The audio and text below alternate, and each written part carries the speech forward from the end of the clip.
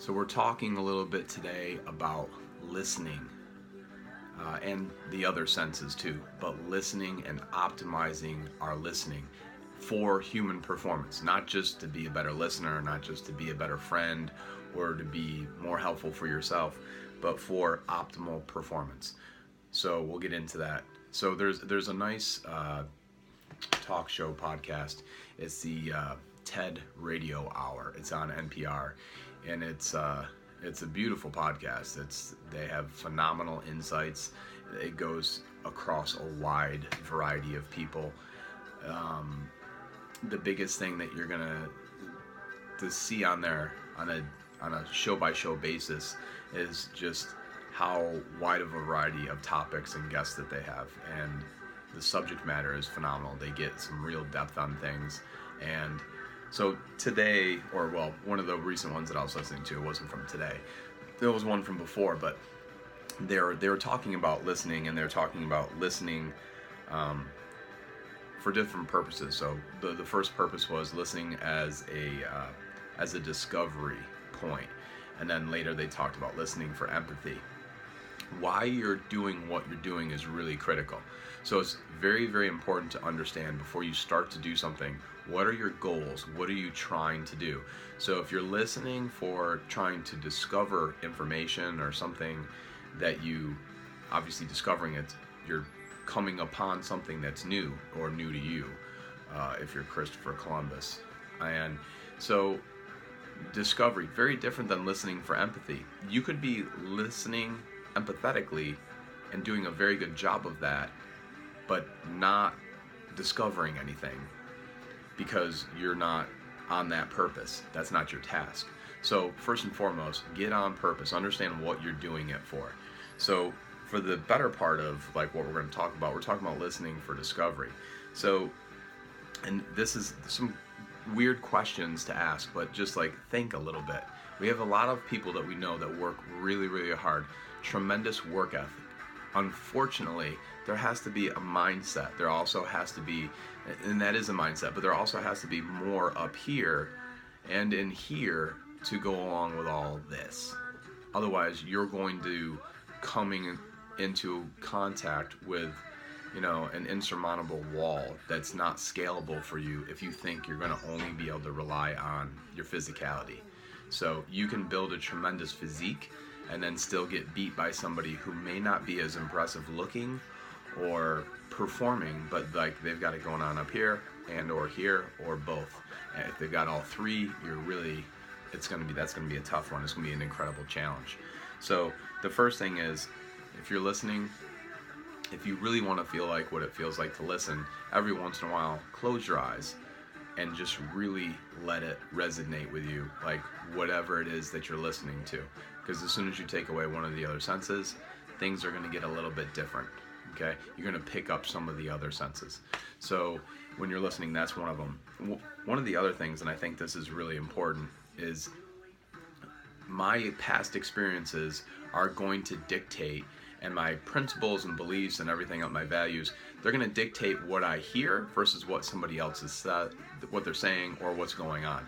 So understand what you bring to the table, what your filtration system is going to dictate what you hear. So you're not going to hear exactly what they say, and you definitely have no idea really what they mean just because of what you hear them saying. You'll have to sit down and have a further discussion with somebody about like what's actually going on. Just listening to, your surroundings is a whole nother level of listening. But the main thing that we're talking about right now is just listening to somebody speak. What are you hearing? Okay? Here's another way to look at listening and to think about listening is, if you're listening, what does your ultimate performance sound like? That's a good one. That's a question that a lot of people don't ask. There's a lot of people out there that perform really well that maybe don't know what that is. One of the meditations that I do on a daily basis is the 6-phase meditation, and one of the things in there that the instructor does really well is bringing you back to your senses and saying, okay, now experience that. What does it look like?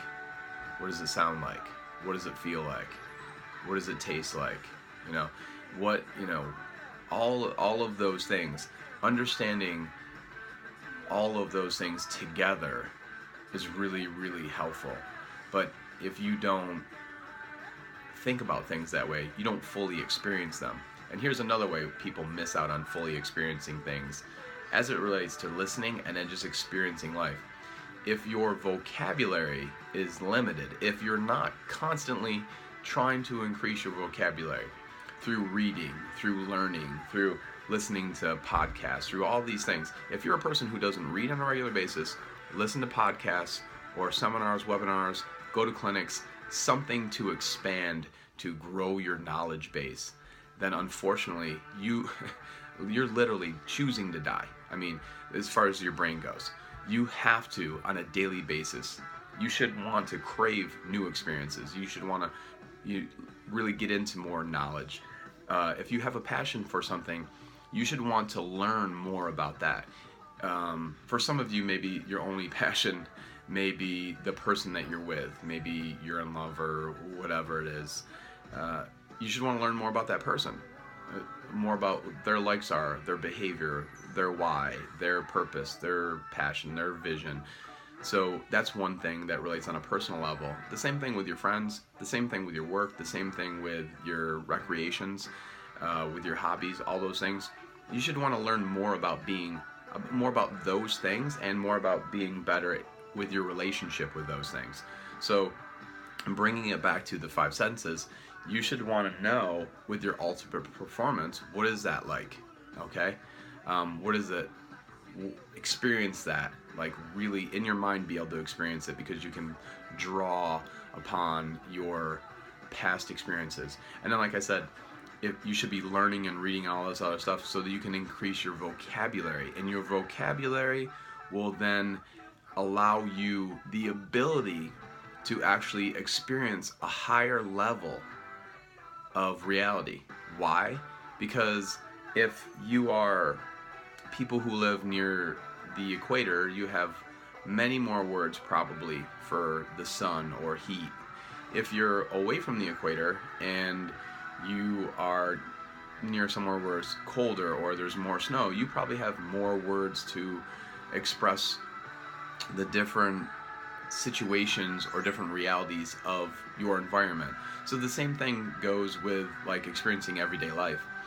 The better, the bigger, the more specific your vocabulary, the more you can have an incredible experience related to that. So again, that's just one more thing to think about.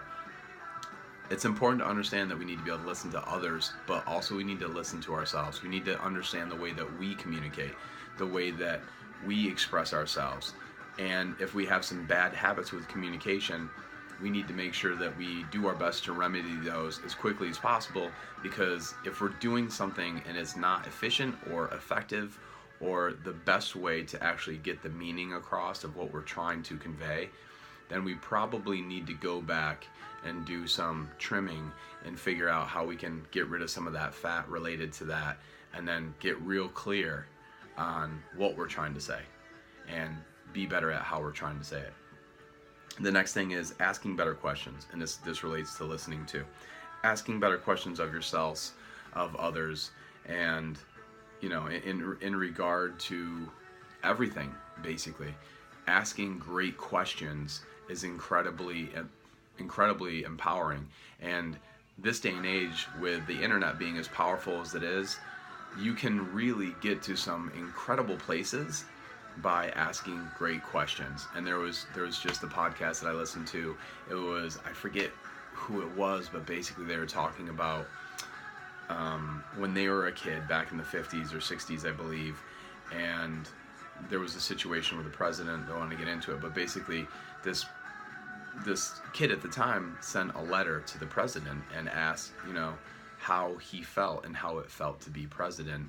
And I think 6 months later or something, he got a response back, and he received a response because he had an incredible question, and that opened up a dialogue with the president of the United States for a little kid. And obviously, like, that changed his life forever.